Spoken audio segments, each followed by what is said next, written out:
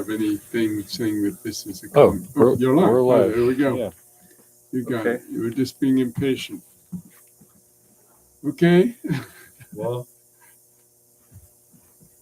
yes. Hello. Welcome to This Week in Haiti from Haiti Liberté. We're live. This is our first time live streaming this broadcast. So there's a little bit of feedback. I'm just going to switch that iPad off so it's not reverberating off of Okay. that.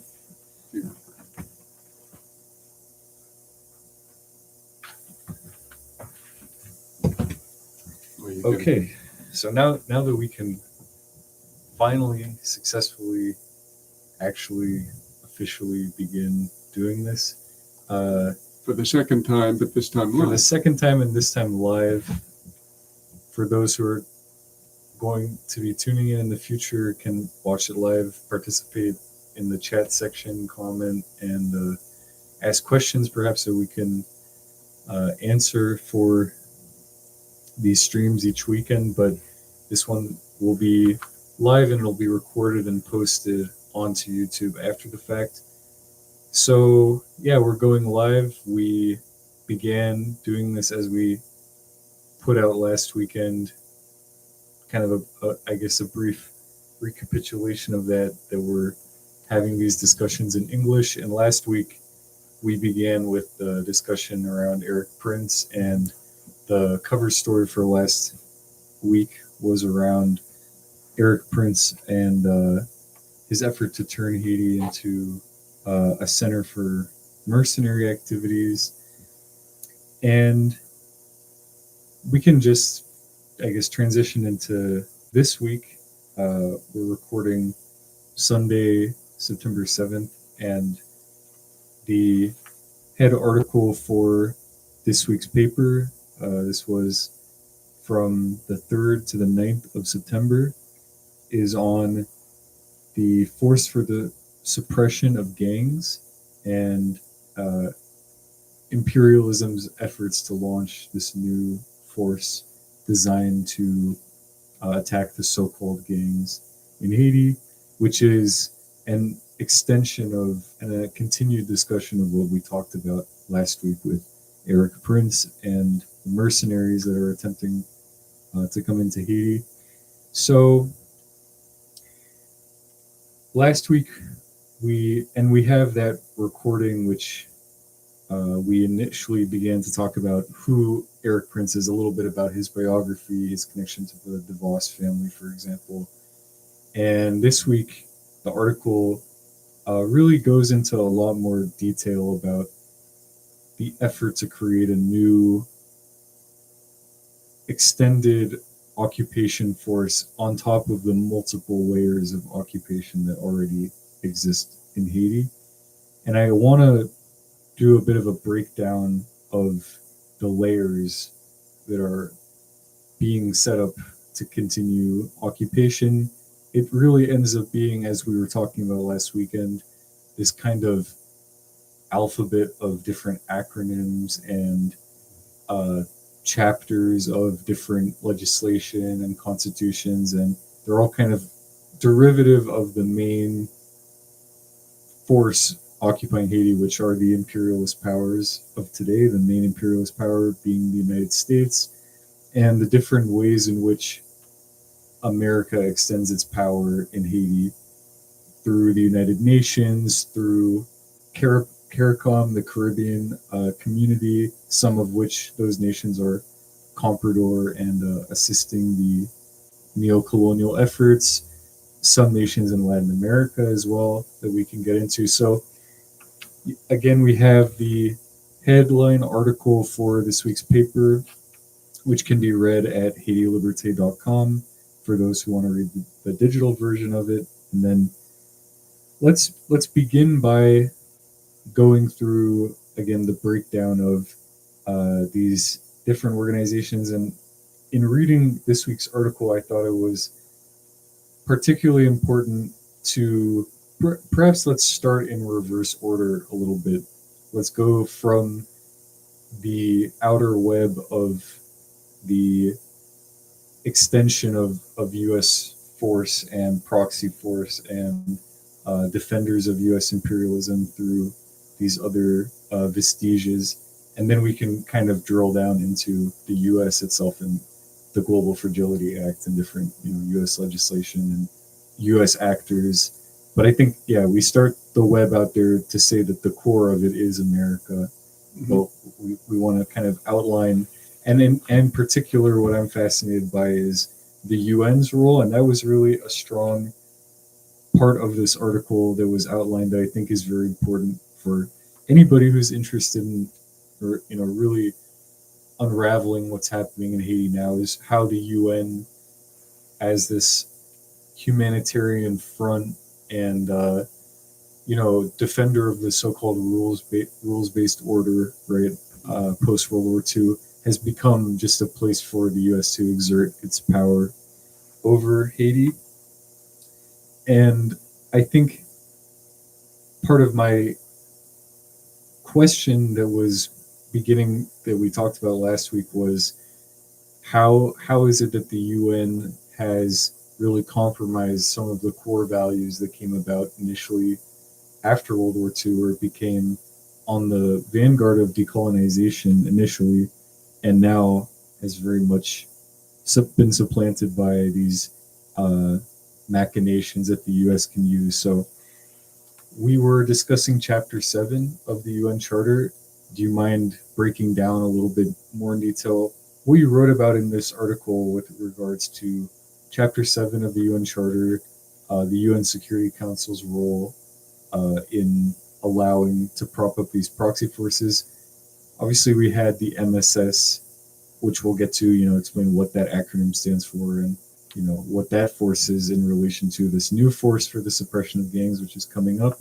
But yeah, let's start at the very, very much the outset of it all, which is Chapter 7 of the UN Charter. Okay. And that part was unfortunately truncated from our original podcast because we're made a faux pas with respect to the technology. So we will reiterate now. The United Nations was set up primarily by the U.S. This was their big idea as the victor in the imperialist countries of the Second World War, having vanquished Nazi Germany. And so with England and France, they established this body which would end all wars, supposedly. And they were obligated to include Russia and China, or Soviet Union and China, but they didn't include the People's Republic of China. Of course, that didn't exist yet, but Chiang Kai-shek and the Kuomintang, which were soon to find themselves on the island of Taiwan with a communist leadership of China. Although it wasn't until 1971 that they were able to take the actual seat in the Security Council. So the Security Council is really the essence of the United Nations. The General Assembly is there more for the galleries, to give people an outlet to make their statement to the world, as they do every year with respect to the blockade of Cuba, always 191 to 2, the two being the U.S. and Israel, or a million similar resolutions on Palestine and so forth. But the core of the real essence of the Security Council's power comes from the initial charter of the United Nations, which has 10 beginning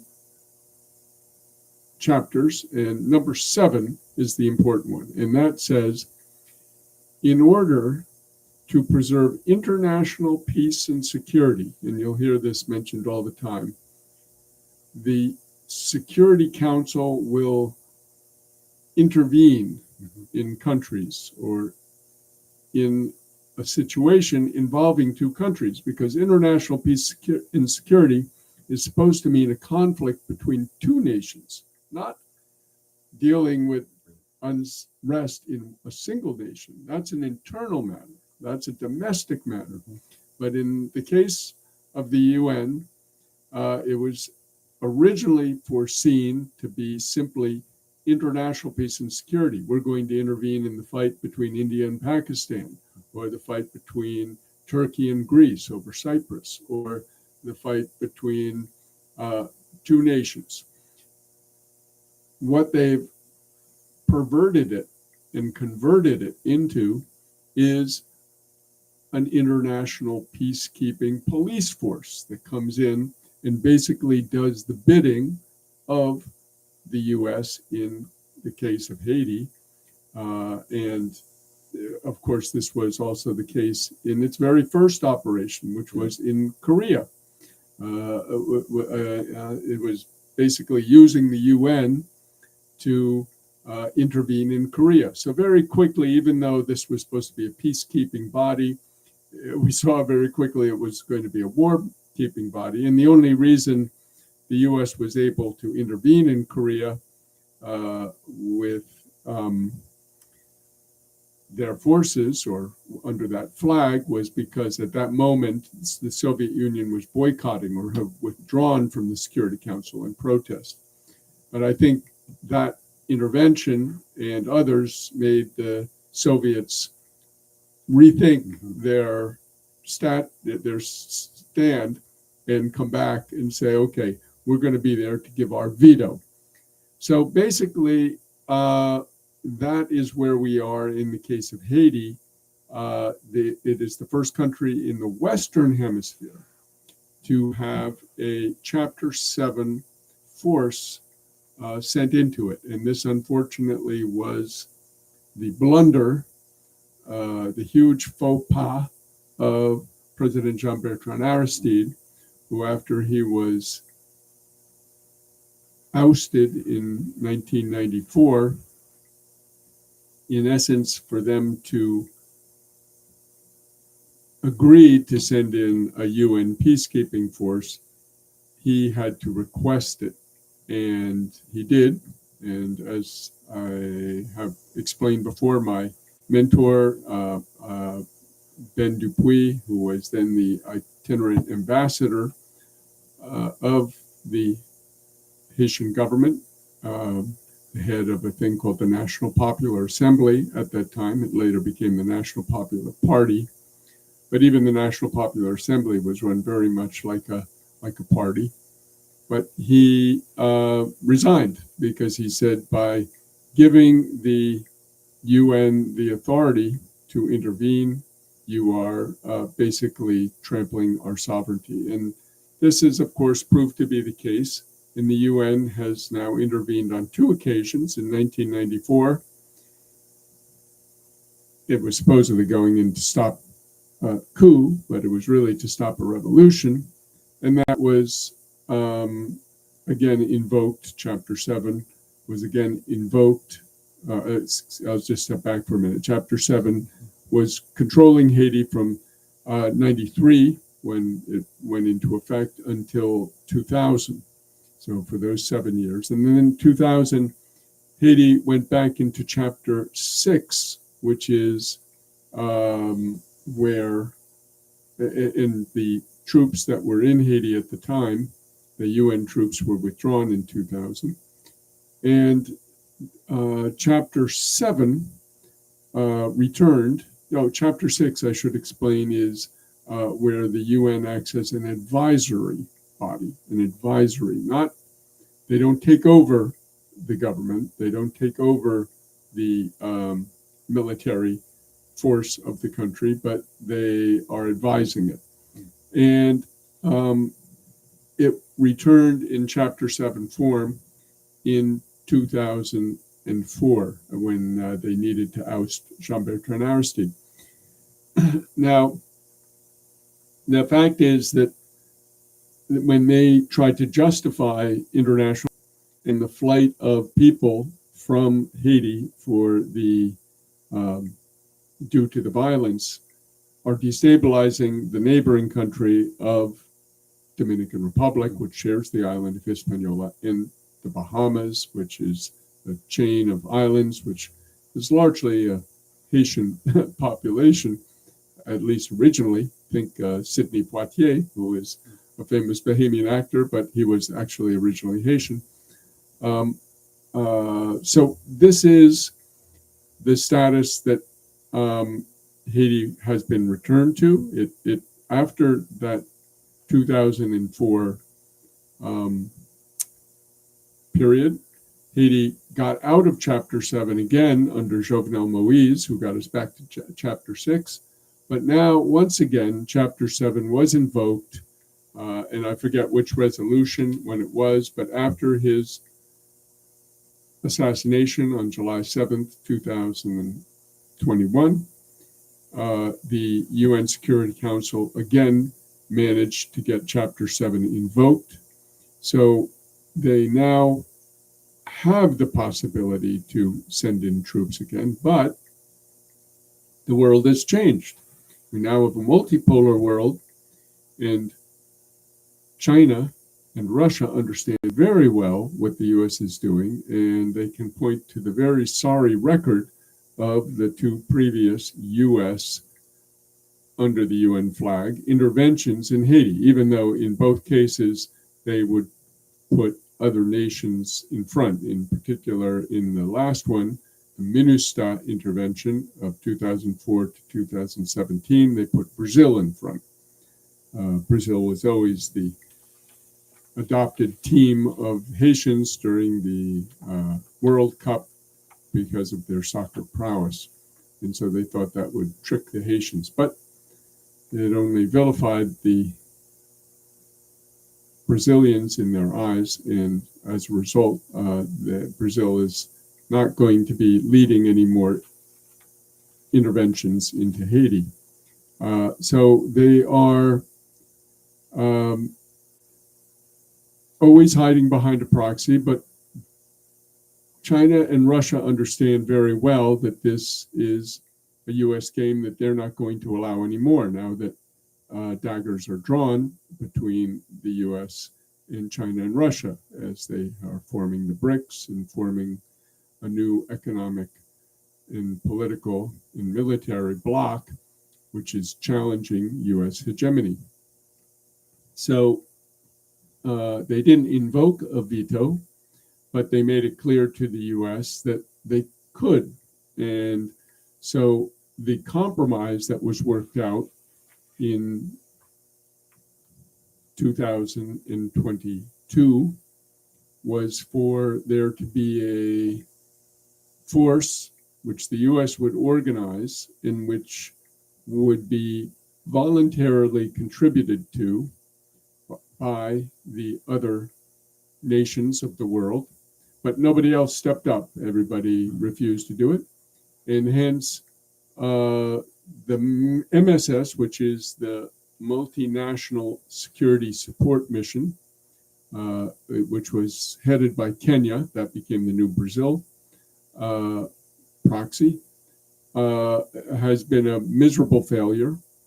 And so they are now trying to figure out, one, how to get a bigger force in, because they were supposed to have 2,500 troops in this force, but they have just under 1,000. Mostly 700 of them are Kenyan, and the other 300 are Guatemalan, Salvadorian, Brazil, Jamaica, Bahamas, Jamaica, and Belize. And as a result, the new proposal at the end, on the 28th of August, to the UN Security Council was for, we called it last week the FSG, the Force for the Suppression of Gangs, but in fact it is the Gang Suppression Force, GSF will be the acronym, GSF, and maybe in French they'll use Force pour la Suppression des Gangs, FSG. Sometimes in Haiti you get different acronyms for the same force, depending on whether you're saying it in French or English. But I think that the one we'll stick with is GSF, the Gang Suppression Force. Mm-hmm. So this force is aimed to be 5,500 troops with 50 civilians. They are aiming to have much more lethal, large, destructive weapons.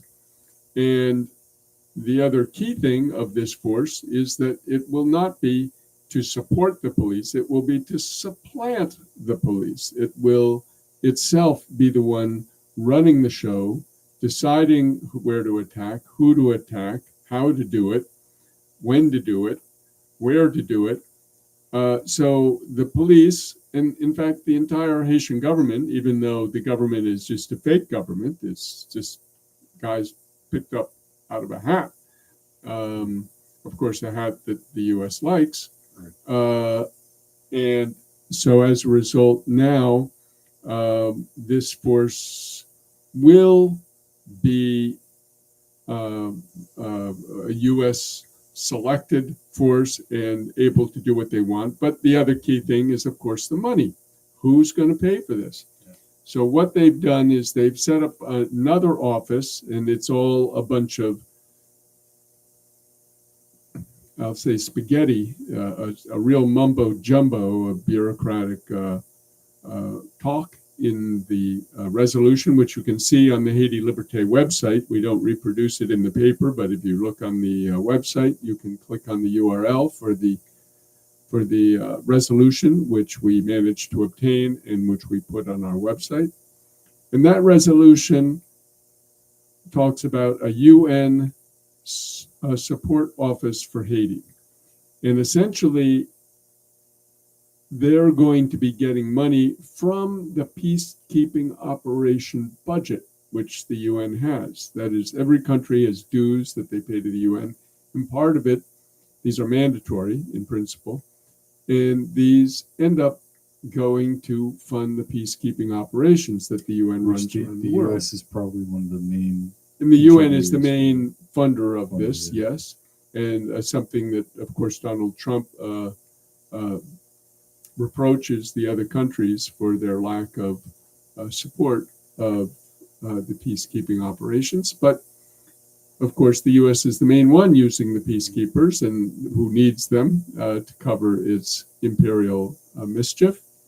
And as a result, so what Marco Rubio, sneaky Marco, maybe eventually Trump will call him, is trying to put this one office which will get funding from the peacekeeping operations budget.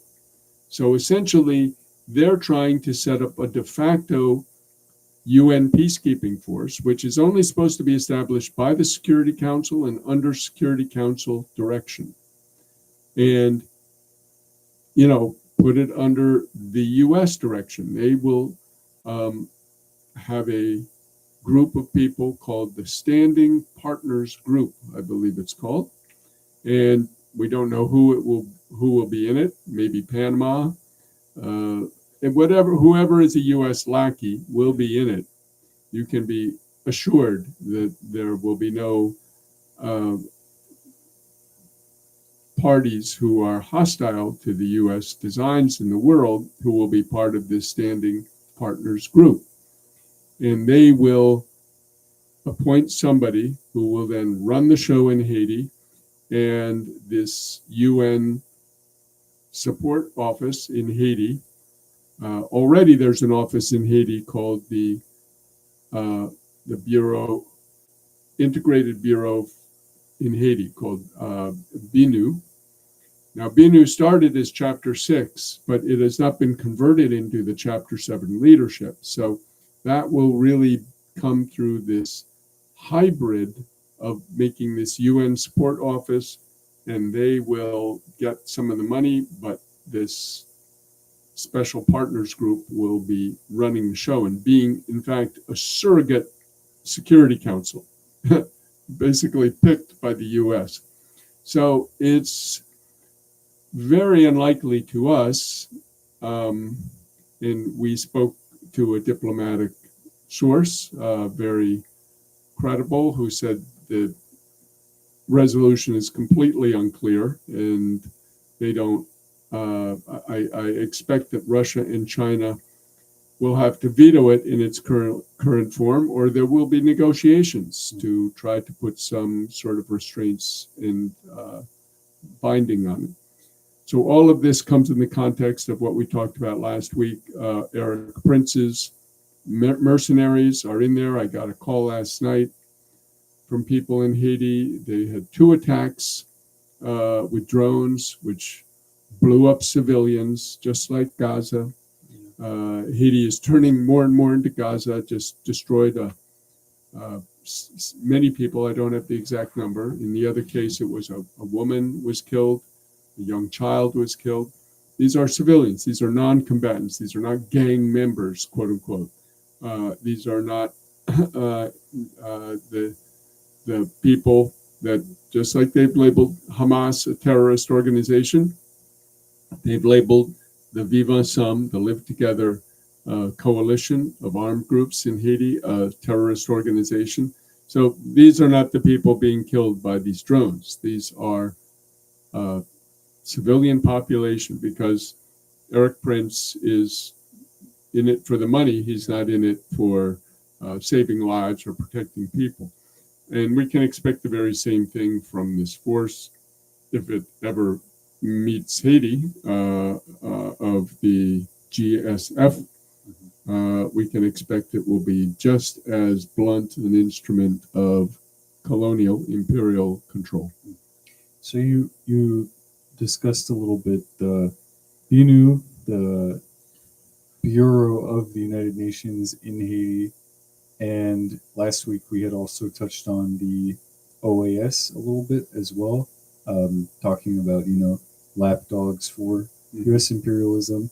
And what I thought was important from the discussion again is contextualizing this new initiative in relation to the other initiatives that have been attempted or continue to this day. And now Trump, of course, wants to have a brand new shiny label for everything and make this new one. But can you talk a little bit about, we don't want to do a whole, redux history of the OAS because that is out there, but kind of the history of the OAS in Haiti is pretty interesting to me. We didn't really touch on that so much.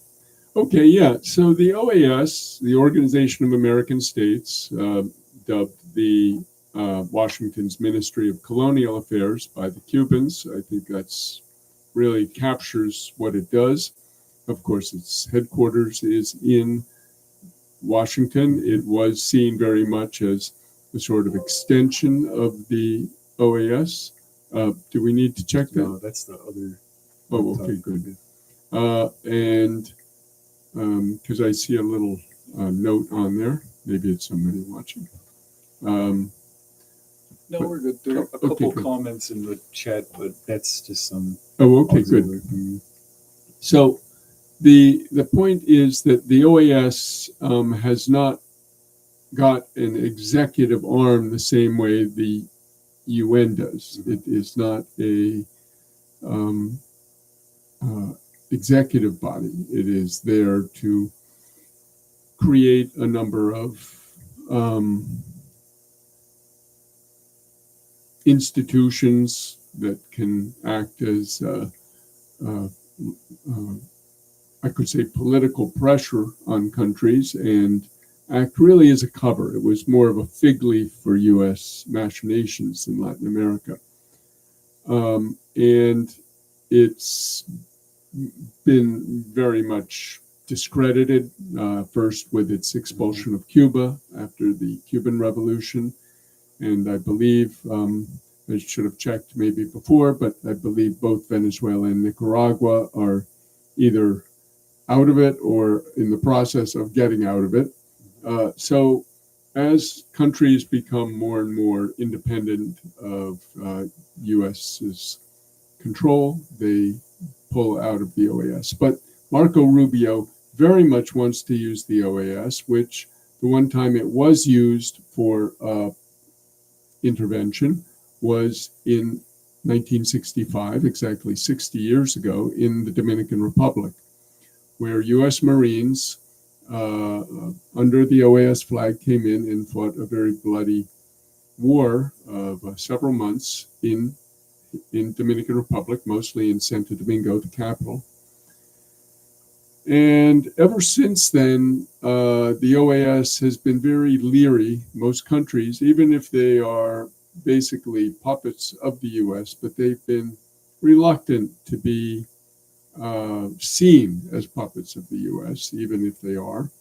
And they did not agree to, for instance, the 1983 intervention into Grenada.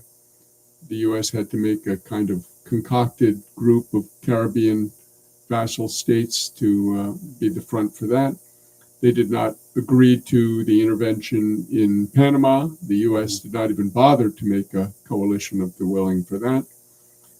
So this would be something now that the U.S. is trying to find a way to get the OAS involved. And the way they're doing it is there's a program that the OAS has for Haiti, basically to mentor and train policemen.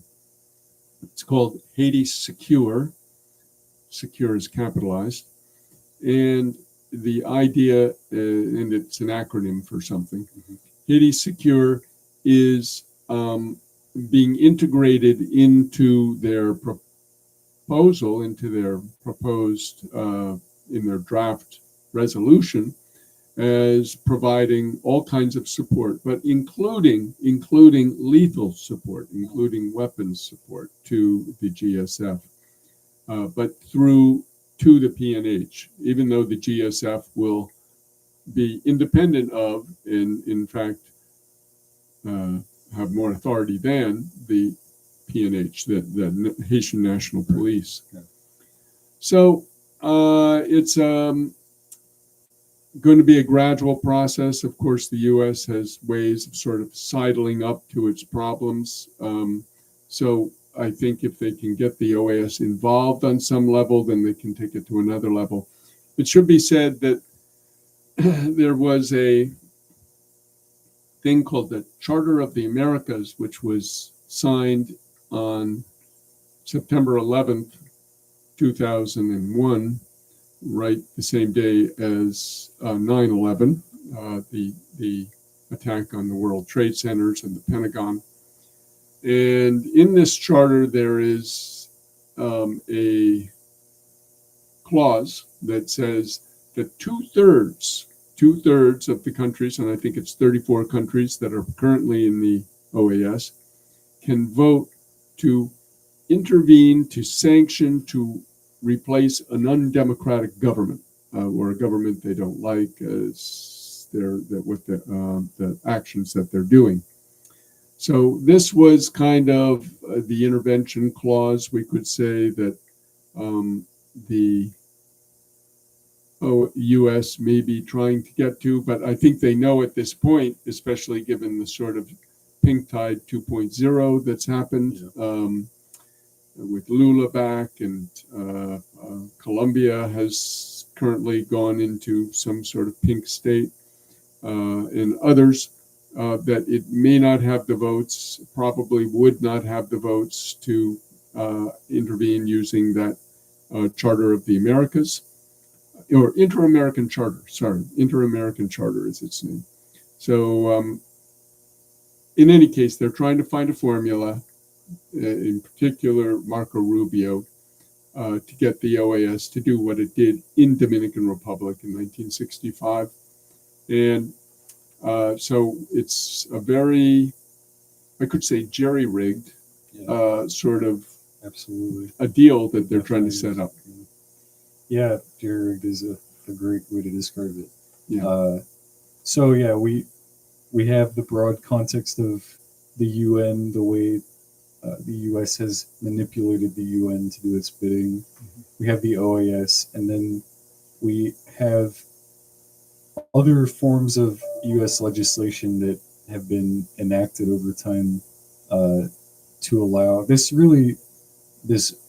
war that the U.S. has had against Haiti since 1804 at this point, but and that's to say that as we were kind of mentioning, these are just newer versions or newer kind of recalibrations of past efforts that have been enacted. But the newest one, I guess this one under Trump will be the most modern version, but we touched on the Global Fragility Act last weekend as well. Yes. Can you explain that for people watching who Yeah. aren't familiar with that, and how that's also laying the groundwork for this new, 5,000 troops intervention? Right. So the Global Fragility Act was really the product of the deep state, the U.S. deep state. And they saw fairly early on that that Russia and China were eating their lunch and were taking over neo-colonies that they had controlled with win-win proposals, and particularly China, with the Belt and Road Initiative, which would offer all sorts of assistance, primarily to countries in Africa, and they called it win-win. And most of the countries in Africa, in fact, all that I've looked into, have been very happy with their deal with China, who would come in. They actually made an offer to Haiti back under Jovenel. I believe it was maybe in 2018 or 19, to overhaul Port-au-Prince, the streets, the electrical system, the sewage system, all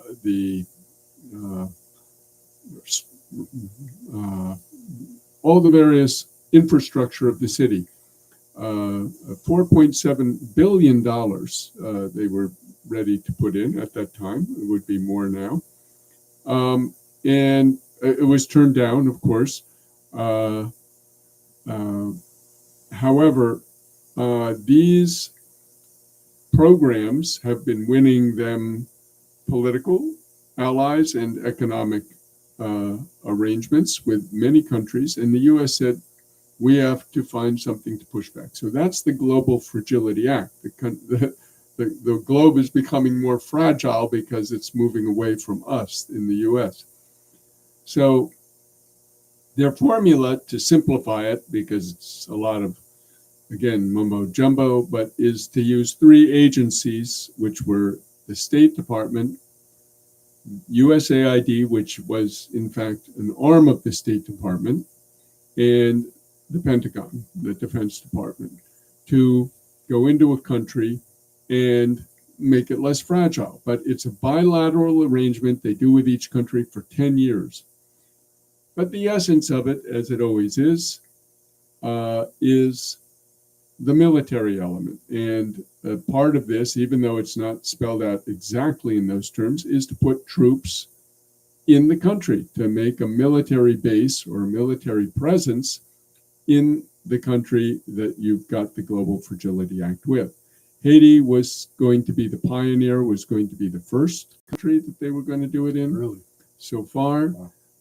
They had 5 starter countries: Haiti, Mozambique, Papua New Guinea, go figure, Libya, and then, and this is another go figure, they took the 5 countries of West Africa, Togo, Ivory Coast, Benin, and forget the others, but they call that one country. I don't know.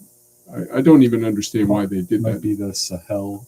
Well, a little south. yeah. Well, the Sahel developments, of course, are motivating that, and I think because of the Sahel developments in the formation of the AES, the Association of States of the Sahel. They have moved Africa, those 5 African countries, to the front of the line. And Haiti has been so intractable that I think it's moved back maybe to the end of the line. Anyway, the other reason it might be at the end of the line is that Trump gave a body blow to the USAID. So the idea was basically, we're going to put our troops in the country to tamp down any, terrorists or anti-business forces that were growing in the country. And 2, we'll put the country on a lifeline of U.S. food aid, which is, I believe it was Hubert Humphrey said, food is a weapon, and it's our most important weapon. Yeah. So basically all the excess wheat and corn and rice, etc., that the U.S. can't sell in the U.S., they want to sell it, use it in other countries to basically get them by the belly. And if you have somebody by the belly, you have them. You control them. The hand that feeds control. Right, exactly. And we can see very much, for instance, Venezuela, where I was at the end of July for a conference of anti-imperialist journalists. They've basically, in the 13 years or the 12 years since Hugo Chavez's death, have basically totally revitalized their food production capacity, where they produce 100% of the food they eat. So this is, again, a sign that food independence can contribute to your political and economic independence. And the U.S. understands this very well, and hence they're trying to go in and dump rice on Haiti. This is precisely what destroyed Haitian rice production. Haiti used to be able to feed itself with its rice. It no longer does, because the Artibonite Valley, which once was beautiful emerald green expanse in the center of Haiti, in the mouth of Haiti, has now become brown and largely unused. Taiwan, who remains with its foot in the door in Haiti, occasionally will develop a little rice production farm here and there, but the majority of the valley is no longer producing rice because of the cheap rice dumped on it. And this is basically what the U.S. foresees with the Global Fragility Act. So we get the people, we get the farmers off the land, we need them in factories to make cheap things for us, because we're going to war with China. And when the factories that have been producing all our cheap electronic devices, etc., in China go offline, when the war with them begins to really heat up, we're going to need cheap places to build them, and Haiti is one of them. So we'll have all those people off the land, we'll be feeding them with our extra food aid, and we'll have the troops there to make sure nobody gets any ideas. Well, that certainly sounds like the way Marx described primitive accumulation occurring, in terms of clearing the agricultural workout, and then driving the Enclosure Acts. The Enclosure Acts creating the proletariat out, as we were, you mentioned last week, even Port-au-Prince growing so massively in size, and developments in Venezuela with regard to the U.S. incursions in Venezuela this week. I was in the paper a little bit as well, and we talked about that, and it bears very heavily on the developments with respect to Haiti, because of the relation of those two countries under Chavez, as well having the Petro-Caribe ties. But I want to, we can go into that maybe a little bit later on, in terms of kind of how other nations are responding in solidarity, that are actually trying to help Haiti, or are, in a common struggle with the U.S. American designs upon them, like Cuba and Venezuela. But there are a couple more actors, and I thought that it might be useful this week to go into detail on three individuals to represent, this apparatus as well. Because last week in our discussion that we had, we kind of touched on the organizations broadly and their capabilities, but we didn't really, even talking about, for example, having a bureau that is the UN Bureau for Haiti. I think a lot of questions that might come to mind are where is the bureau? How big is its staff? What are its capabilities? What are its functions, etc. But I want to hone in on, perhaps this will be a good segue also to talk about another article in the paper, which was Jimmy's letter to the new head of Jimmy Sherisier. Sherisier's letter to the new head of BNU, Carlos Gabriel Ruiz Macio. Mm-hmm. Yeah, he is the new head of the BNU, which we previously discussed. What is the BNU? And he is a Colombian official who's been appointed now. I guess a bit of background that I'm familiar with: he helped in the negotiations with the FARC. Right. He was, played a role in that, and that was something that Jimmy touched on in the letter, saying, if you're familiar with dialogue in that situation, certainly you can be consider the possibility of dialogue in this one as well. But yeah, let's start with this, and perhaps you can also, in talking about this representative of BNU, mention a bit about Jimmy's letter from this week. Jimmy's letter. Well, Jimmy Sherisier, again, the leader and spokesman, principal spokesman and leader of the Vive Ensemble political party, which came out of the coalition of neighborhood armed groups, which previously had been warring among each other, fighting among each other. The Sept, which was the sort of, I could say, in the service of the bourgeoisie groups, and the G9, which was fighting the crimes that they were committing in poor neighborhoods, such as kidnapping or theft or robbery.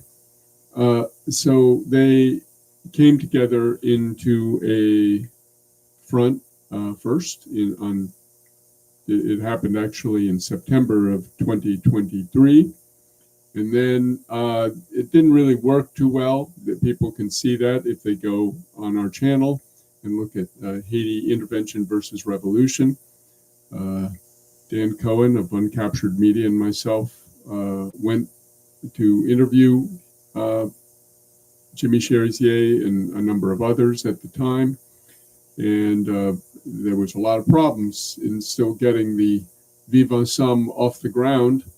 But he said in that piece, you can see the interview, that he was continuing and he still had hope that they could eventually get it together. Well, 3 weeks after that interview, they did manage to get it together and expel Ariel Henry, the U.S. puppet prime minister, from power. And that was really when they, I could say, dealt their first unified political blow to the U.S., who responded by putting in place a 9-member presidential council, the CPT, which has been a total disaster because they brought all the dysfunction of the political class, which the council encompassed, into the leadership of the country, and they got nothing done. And right now, it was basically there were 2 members of those 9 who were just ornamental. They were sitting on it, but they didn't have a vote. So the voting members were essentially 6 parties and 6 political alliances, which were of like mind, and then 1 representative of the bourgeoisie, the business sector, the private sector, as they call it, was the 9th or the 7th of the voters. that was elected or selected by Anthony Blinken. And that is now who's in charge, along with the Prime Minister, Alex Fils-Aimé, who is also a businessman. So you basically have the bourgeoisie taking hands-on control of the Haitian state, no intermediary of political class politician. And now what we see is a real challenge from the Vivre Ensemble to their viability. Vivre Ensemble's asked the people to put them out. So getting back to the letter of Jimmy Sherisier, he wrote a letter to the new head of the BINU, this Ruiz Massieu, who came in, and tried to explain to him that, listen, we are not criminal gangs. We are not bandits. We are trying to bring social change to the country. We're trying to get hospitals, schools, roads, electricity, sanitation in the poor communities where people are living without even food, without even a house to raise their kids, a roof to put over their heads. So, and he explained the history of Haiti over the past couple of decades. And he's done this in various ways in a lot of live streams. He does his own messages every day almost to the Haitian people, where he gives his analysis or opinion on this or that individual or issue of the day or something out of history. But he's never put it in writing and in French, because usually he's talking in Creole, which is the language of the Haitian masses. But French is an international language. And so for the first time, he really put, well, it's a statement of Vivre Ensemble, but it was delivered by Jimmy Sherisier. And it's, I'll just tell people to read it because it is in the paper in English. The English translation is in the paper this week, and the French is also available if you click on the link of the original letter. So he sent this letter to Ruiz Massieu in the hopes that he would understand and be able to facilitate the dialogue. Now, in a live stream that I did with Jimmy Sherisier and Ralph Laurent, who is Télé Tambou Vérité, a very popular Haitian site and streaming platform, I posed the question to him. I said, well, isn't Ruiz Massieu just a sergeant in the scheme of the imperialist game? And he said, well, that may be true, but we're also doing it for the people to understand where we are. But it is very interesting. This guy did play a role in negotiating between the FARC, which was also demonized and vilified, even though it was a revolutionary movement and one of Latin America's longest revolutionary guerrilla uprisings of all history, of Latin America's history. But also, he played that role, and might he be able to play that role in Haiti and somehow pressure or bring about or play a role in the dialogue that Jimmy Sherisier has been calling for and the Vivre Ensemble has been calling for? Because their purpose or their message has been, we want to end the violence. We don't want fighting. We don't want to be, we want a seat at the table. And so now that is the big $64,000 question. Will the new BINU chief, will he have the clearance, will he have the capacity to do this? There have also been some sounds from the OAS chief, that is Ramdin, Alberto Ramdin. That was one of the characters in the tragic comedy that I was Yeah. trying to get to. Yeah. Right. So he has also made allusions, with an A, allusions, maybe illusions also, but allusions that there should be some kind of negotiations with the armed groups. So we could be seeing a two-track policy um, where some sectors of the imperialist machine are trying to move towards some sort of a little bit like we see with Russia. We see negotiations one day and then aggression the next. Same thing with China. So, how much of this is planned? How much of this is intentional? And how much of it is just the sort of train wreck or mess or incoherence and confusion that exists in the U.S. state right now? That remains to be seen. But I think, they are trying multiple policies. And in any case, Jimmy Sherisier's letter is very interesting as a historical document to see really the articulation of their political analysis and proposals. Yeah, I second what you said about reading it and having the English translation available as well.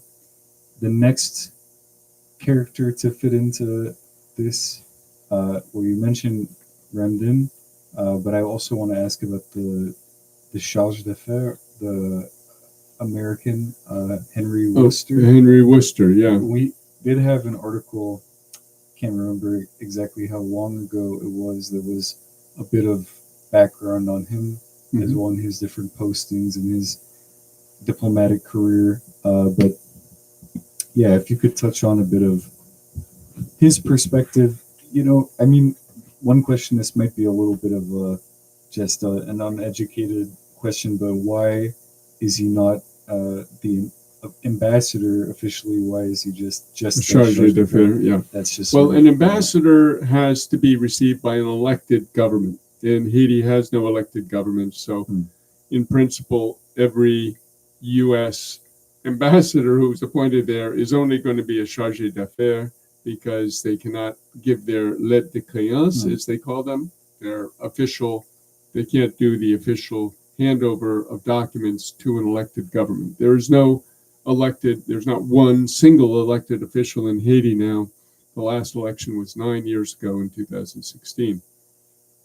So, Henry Wooster, I did a sort of a profile of him a few weeks ago. I don't remember all of it, but he is a career diplomat, of course, very versed in dealing with such conflicts. They wouldn't put an ambassador who was not. They wouldn't put a greenhorn in. And he was dealing, and I think that's of most interest, in particular near the Sahel.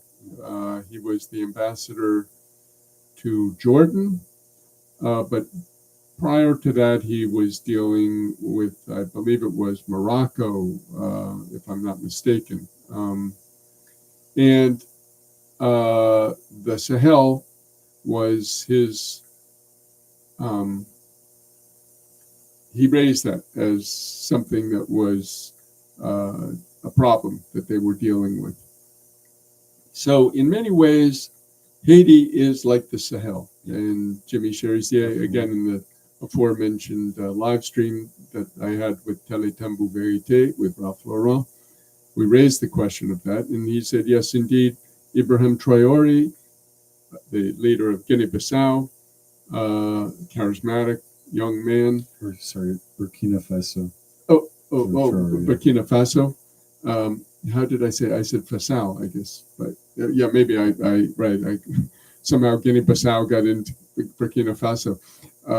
But the leader of Burkina Faso, he is a model to some extent for Sherisier. Definitely. So I think that is one of the reasons why we see the posting of Henry Wooster. We've seen the U.S. ambassadors over the year are usually tailor-made for the political situation in the country. We had Eric Adams during the period of the Aristide emergence, who was kind of a tough guy and trying to intimidate Aristide in his first term. Eric Adams, the mayor. Sorry, Alvin Adams. Alvin Adams. Yeah, excuse me, I'm slipping with my language right Well, now. I thought it. Yeah, not the Would mayor. have been fascinated. If it was the mayor. No, Right. Alvin Adams was a white guy. I think he recently died, but he was kind of a hard nosed. But he spoke some Creole, and there was a very famous exchange between him and Aristide, where he after Aristide came into power with great fanfare and celebration by the people in 1990, and Eric Adams said, "Après danse la tamboulou," which is after the dance, the drum is heavy. And Aristide responded to him with another Haitian proverb, which says, "Un pile main chai pas lourd." He says, "With many hands, the load is not heavy."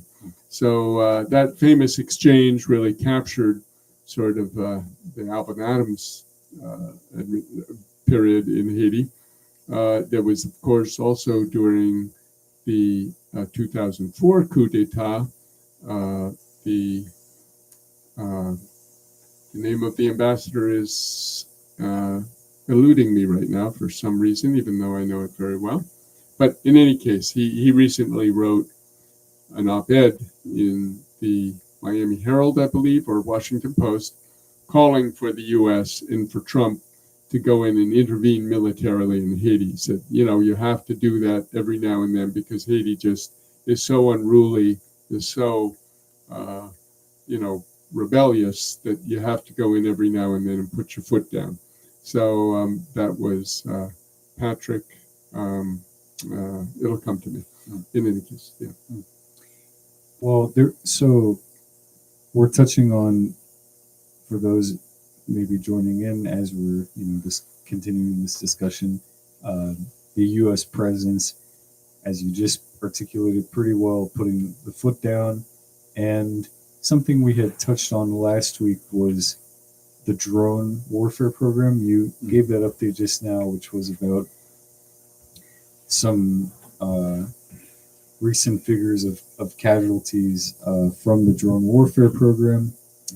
And I think it's important for anybody watching, especially those maybe watching from the U.S., to try to understand more about what the drone program is exactly, where the drones are coming from, they're being supplied, and utilized in Haiti. I mean, there's a lot of information that we're not able to get access to and is deliberately withheld. But yeah, could you talk a little bit more about when did the drone warfare program really get kickstarted, and how does it fit into the new presence that Eric Prince wants to have, that this force for repression of gangs is going to have going forward? Yeah. Well, the drone war started on March 1st of this year with an attack on Jimmy Sherisier in Delma 6. And 2 explosive drones were flown in there. They killed about 2 people and wounded 16. 16 people wounded, 2 of whom died.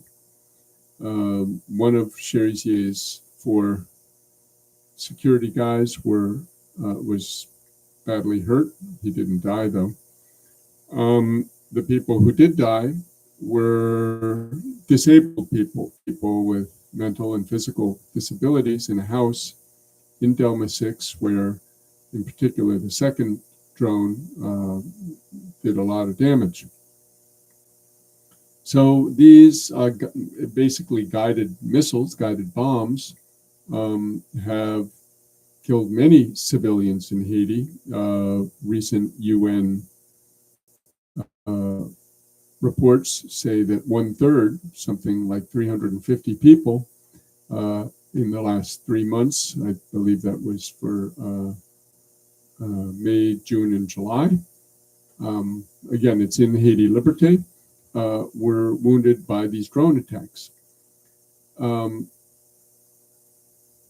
All that the government said was it was a task force who was doing it. It wasn't the police, it was a task force. At that time, the president of the CPT, of the Presidential Council, was having a fight with Rameau Normil, excuse me. People sometimes put it Rameau Normil, Normil Rameau, thinking Rameau is the family name, but his family name is in fact Normil. So Rameau Normil, the chief of police, was having problems with the prime minister in particular, Alex Didier Fils-Aimé, the aforementioned businessman. And nobody really knew who the task force was. They didn't really know until, as we pointed out in the article last week, Rod Joseph, a Haitian-American veteran soldier, went to the New York Times, BBC, a few other outlets, and blew the whistle on Eric Prince. And Eric Prince, it turned out, was the guy who was sending these drones into neighborhoods and blowing up basically civilians and not soldiers of the Vivre Ensemble. So this program has come to light, and as I said yesterday, I got a very distressed call from Ralph Laurent, in fact, talking about the recent attacks. There was an attack yesterday and the day before. Well, I would say 2 days ago and 3 days ago, because that was yesterday. It was yesterday, that's correct. And the day before, that is Saturday and Friday, that killed a woman, a young girl, and a number of people, I think, who were in a bus. I didn't have a chance to totally look into it since I got back from travel just before this interview, this session, but it is par for the course. And already the UN has said that 1/3 of the, just to go back and give figures, the UN in their 3-month review, and I think it was May, June, July, said that 76% of the deaths of civilians, of people who are innocent of any kind of involvement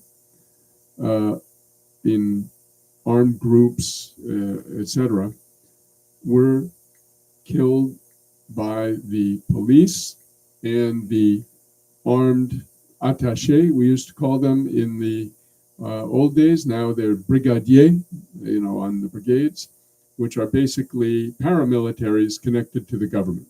Think of the Colombia paramilitaries working with the Colombian army against the FARC. These are the Haitian paramilitaries. Brigadier, they get their money, they get ammo, they get body armor, they get ammunition from the government or from the bourgeoisie. And this is nothing new. They were doing this during the coups before. They can read about it in the WikiLeaks series. Duvalier as well. Maybe under Duvalier, but Duvalier had the Tonton so he had things pretty buckled up. But in the WikiLeaks series that we did, people can find that section on WikiLeaks on the Haiti Liberté website. You can read in real time how the bourgeoisie was talking to the U.S. ambassador and basically colluding in carrying out repression against the people. And that's what's happening today with the brigadier. So the police, the army, and the brigadier are responsible for 76%. These are the people killing people. And a lot of it is now, apparently 1/3 of that 76% is done by drones. So Eric Prince has blood on his hands as well. Absolutely. Yeah. Yeah, and I think, this might be a little bit of an aside, but it's definitely worth throwing out there. Well, first thing first was, the importance of people doing the research and finding out, where these drones are manufactured, launched from, how this whole apparatus of technology is operating, because unfortunately a lot of it is deliberately masqueraded in order to keep it, this very special ops kind of program that's being launched.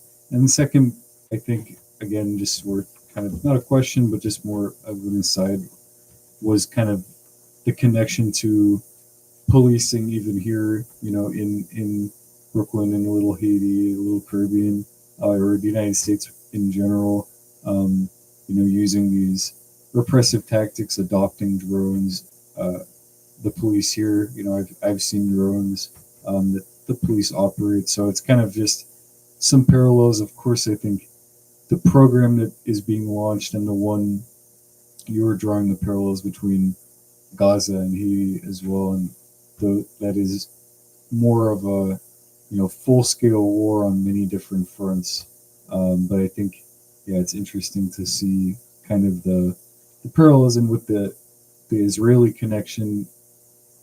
The drone warfare program was a big part of looking into how are universities implicated in this, how defense research contracts and grants that are being just handed out. That was something that a lot of the pro-Palestine movement has looked into. So, it's worth saying. Yeah. Well, we need to look into this, and I hope that Travis Ross, our most intrepid investigative reporter, will see this, and he's done a lot of work. He did the article 2 weeks ago that we talked about on Eric Prince, and I trust that we can find out. I mean, I'm sure the drones are of U.S. manufacture.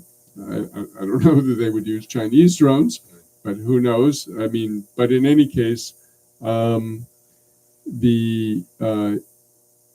place they operate them from, I don't know. Of course, with a drone, you can be anywhere. But I presume they're in Haiti somewhere, getting somebody whispering in their ears saying you need to be attacking this person there. I mean, maybe they're doing that through Zoom or something, but I'm guessing that the task force, the mercenaries of Eric Prince, his outfit is called Vectus Global, VECTUS Global. I presume they're in Haiti somewhere. How they got in, I don't know. Maybe they brought in by helicopter.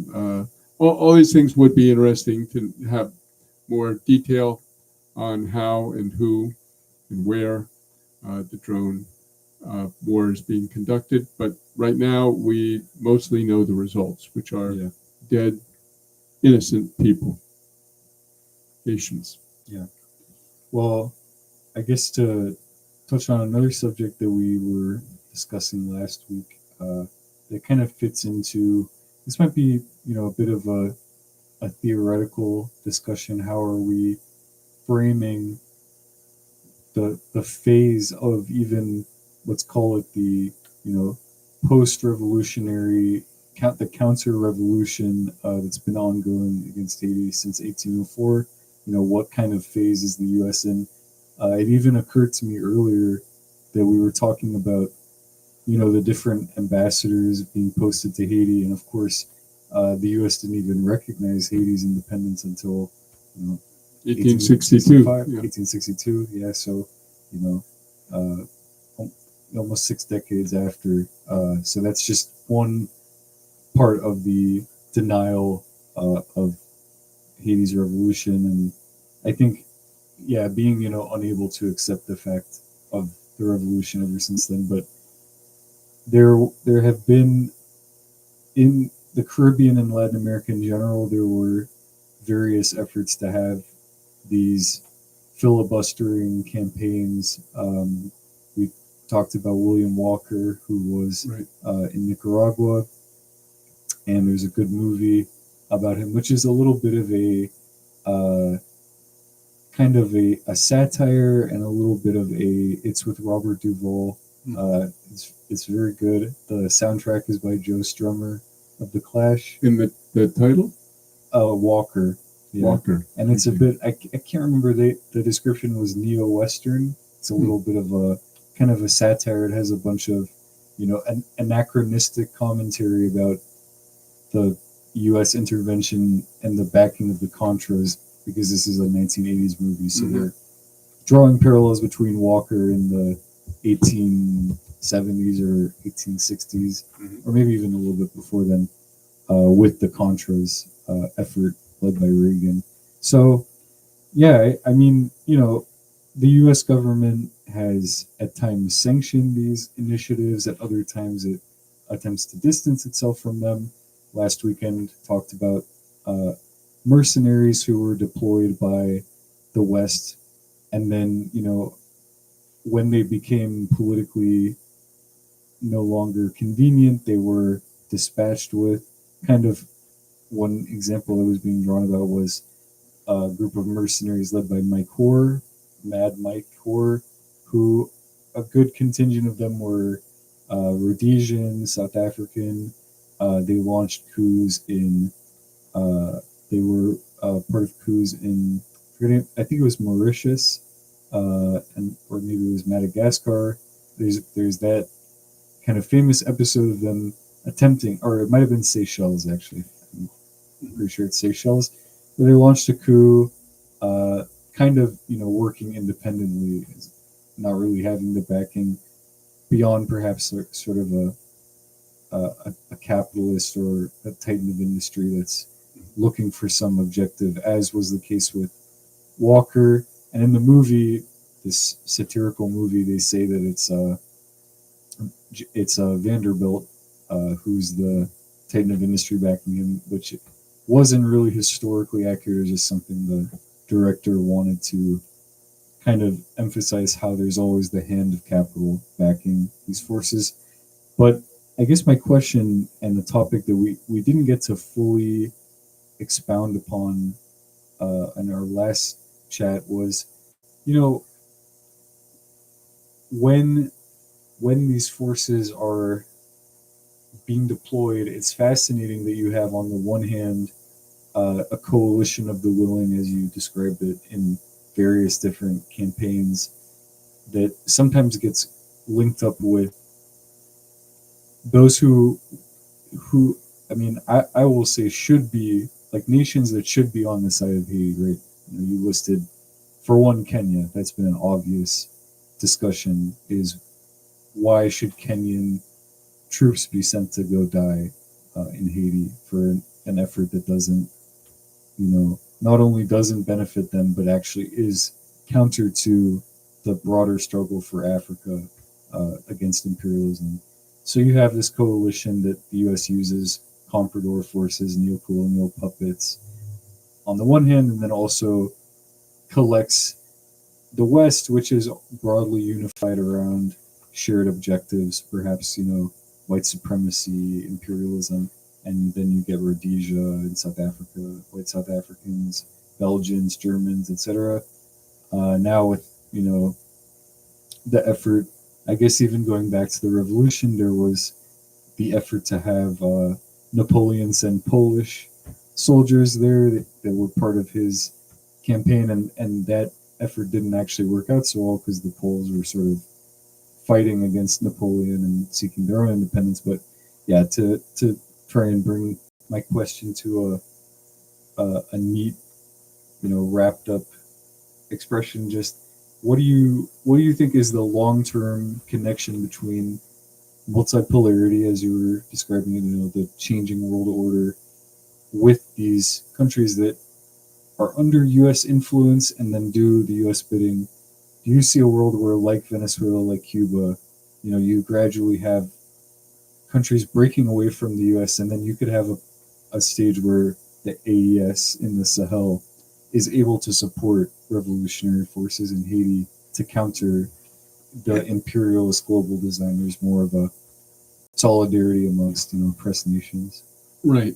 Well, I think your question began with what stage are we at in the process of U.S. domination, and I think we're at the final, in the ending stages, and there's a great Definitely. deal of desperation and sort of flailing about going, and I mean, we can see the Trump administration flailing and pounding its chest and doing all sorts of antics in its uh, efforts to steady the ship, but essentially it's like the captain is basically running from the bow to the stern to the bow and back, screaming and saying crazy things, and the crew is sort of standing there scratching their heads. But I think that the um, uh, situation in Haiti is the closest to a revolutionary situation that we've seen really since 1990 with the emergence of Jean-Bertrand Aristide. And of course, the U.S. organized two coups d'etats to put him out of power, followed by two interventions. But this time it's harder. And as I've said in the past, in many ways, I see Sherisier as an Aristide with a gun. They're not asking anymore and saying, "Tant pis, s'il vous plaît, please, uh, bourgeoisie, U.S. people with capital, give us the help to rise from," this was his slogan, "from abject poverty, and from abject misery to dignified poverty." So, we just want a little bit so we're not so miserable. But of course, that was drowned in blood twice. And now Sherisier is the result. And the Viva Sam is the result.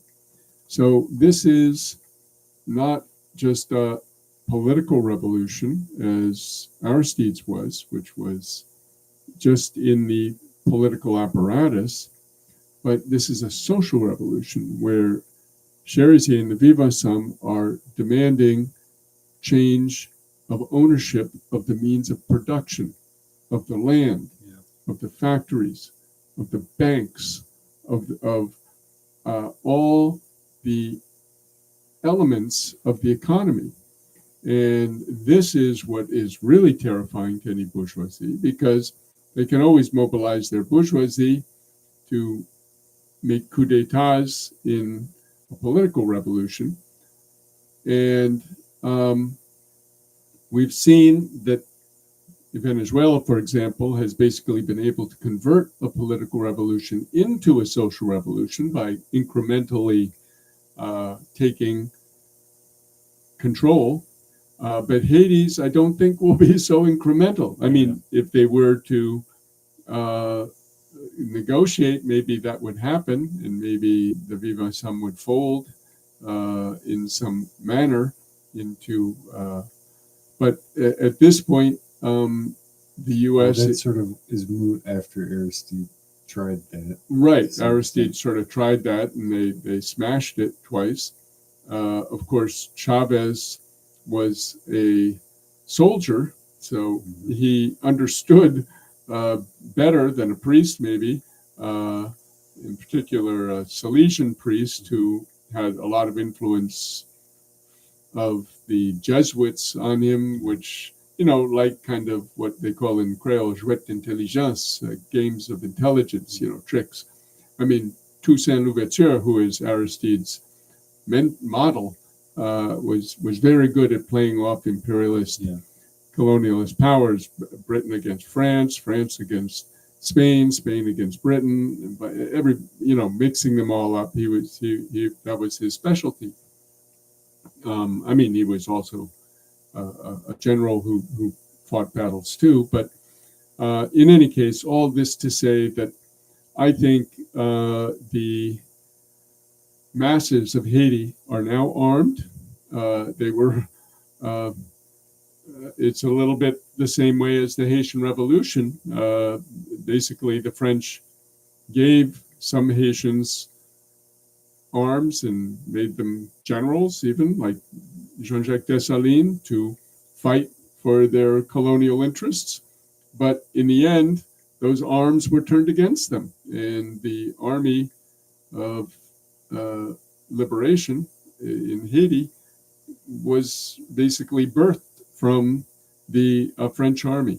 And now a similar thing has happened. The bourgeoisie basically used these armed groups, or some of them, to carry out their agenda.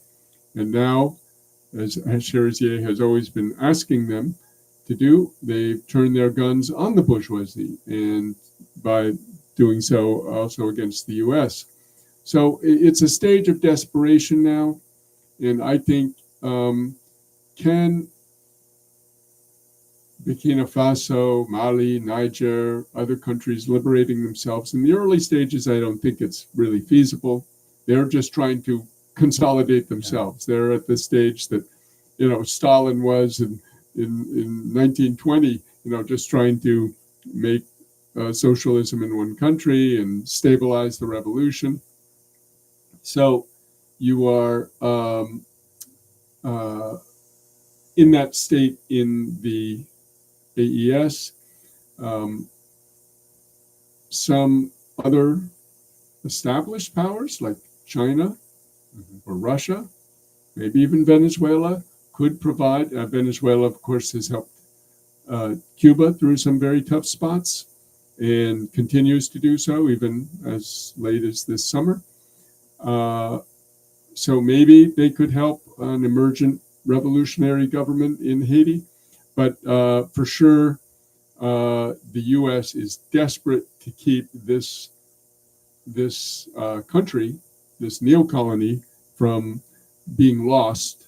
And that is what they're faced with right now. And that's why you see them calling the Vivants some terrorists, because they want to be, once you say terrorist, now you can do anything. Now, any military action, we saw it last week. Well, maybe it was an AI fabrication, but the U.S. government, Trump and Rubio, claim that they bombed a boat going between, Venezuela and Trinidad, supposedly going to the U.S., Boston whaler, a speedboat, a very small boat. DJ Prashad said it looked like a Boston whaler. I think that they don't care about international law anymore. There's absolutely no international law that justifies you bombing a boat of people which may or may not have drugs, which may or may not be going to the U.S., simply because you said so. Well, they're saying, doing it because they're terrorists, and we said Maduro's a terrorist, and he's in charge of them, and they're all terrorists. So it's just desperate, frantic flailing, and that's the stage we're at. We're in a very, very dangerous moment in world history. We're going to see international law trampled in Haiti and in the Caribbean and in Latin America, and hopefully it doesn't get into the nuclear realm. Well, I do think that the point you were making about the undermining of this system by the French arming colonial subjects and enslaved people to fight their wars for them. We were kind of talking a lot last week about even Machiavelli's perspective on mercenaries, and it's fascinating to think that there's this proletarianization that's occurring. And in another vision in particular, you have the opening quote from Fanon, which is about the lumpen proletariat in particular. Even this constant rhetoric about gangs and pushing the word gangs, which has certain undertones, of course, to it, terrorists as well, lumping in the whole world in this way. But it makes me think of the quote of, the grave diggers of capitalism, that we hand the shovel to the proletariat to, in the first sense, to work, but then it ends up being, the grave digger for the system as a whole. So that's a little bit what has occurred and will continue to occur as there is just the contradictions of capitalism sort of fold in upon themselves. We're at an hour and 40 or so. I'm wondering if Guess we should wind it up. Yeah. yeah, I'm wondering if there's something. Last week we kind of wrapped up by looking at we did a little outro as well after the camera stopped after the camera taping itself, us. we had our own discussion. Then the outro was a little bit of what to expect going forward. And I think each week we're trying, in the English section to really kind of give, for those who don't read French or don't read or understand Creole in particular, some snippet of what's happening in Haiti each week. And then that ends up being really a conversation with Haiti at the center of multiple global world events that are intersecting in Haiti. In particular, what the U.S. is doing and what various actors who are, kind of from our vantage point within the belly of the beast. So to call it that, call it what it is. Yeah, so I guess we could, I guess my last question would be, as usual, anything else people watching should read or learn more about the topics we've discussed, anywhere they can look, in addition to, as always, our website and the paper. And then kind of maybe we could forecast a little bit, predict, even the timeline. I was curious about that. Again, I don't want to add so much time as well, but the timeline of these things, like, how should people who are watching try to follow when votes are taking place at the UN Security Council, for example, on these different resolutions, draft resolutions that are being proposed, and then they'll always be able to get updates in the form of the article. But how can people stay abreast of these developments? Well, I think the main thing is every Wednesday, Haiti Liberté comes out. Sometimes we even have articles which are put up on the website before the paper comes out on Wednesday, but mostly we deliver a packet of updates every Wednesday morning through the digital paper that goes out and the HTML version, which is online with links and so forth, so you can do the back study. As for the UN votes, yes, in this coming period, I mean, you can go to the UN site and, of course, sign up to get notifications of Security Council meetings on Haiti and other countries. That's one way, but of course, we will always, in Haiti Liberté, give our analysis and notification of those meetings because we're following that very closely. The timeline, that's impossible to say because we are in such a fluid moment, but the big contours that I'll say, and I think said it last week, maybe off camera when we weren't actually recording, is that the empire is so overextended at this moment. Definitely. Between Gaza, Ukraine, Yemen, Lebanon, Iran, Russia, China. It has its hands totally full. It is. It doesn't even have enough weapons to fight its wars. It doesn't have enough troops to even fight all its wars. It is very challenged because the Chinese and Russians have been very effective in getting their message out and in carrying out their diplomacy and in prosecuting their wars, as Russia has in Ukraine, which is against the U.S. fundamentally. Ukraine is nothing more than a proxy. And so we are at a moment where Haiti has a chance. And as we said before, you had a number of nationalist leaders that emerged in the period after the Second World War, when there was this battle between the imperialist nations, the emergence of Mossadegh in Iran, of Arbenz in Guatemala, of Vargas and Goulart in Brazil, of Perón in Argentina, and of Dumarsais Dumais in Haiti. These were all some form of nationalist leaders who the U.S. had to crush, and they couldn't do it until they settled things. And I don't see the U.S. being able to resolve the problem of the emergence of the BRICS anytime soon, if ever. I really think we are witnessing the death throes of the U.S. empire. In Haiti, I think will be a very symbolic and important revolution if it can come about in the next months or years, because it's not so that it's such a challenge. It would be the second. It would be the second, yes, it would be the second social revolution of Haiti, the first one being 1804. And I think that with its proximity to Cuba, its sharing the island with the Dominican Republic, it may look small, but it would be a huge, huge loss, much as the loss of Israel, which is about comparable with Haiti, as we've explained in an article again in Haiti Liberté.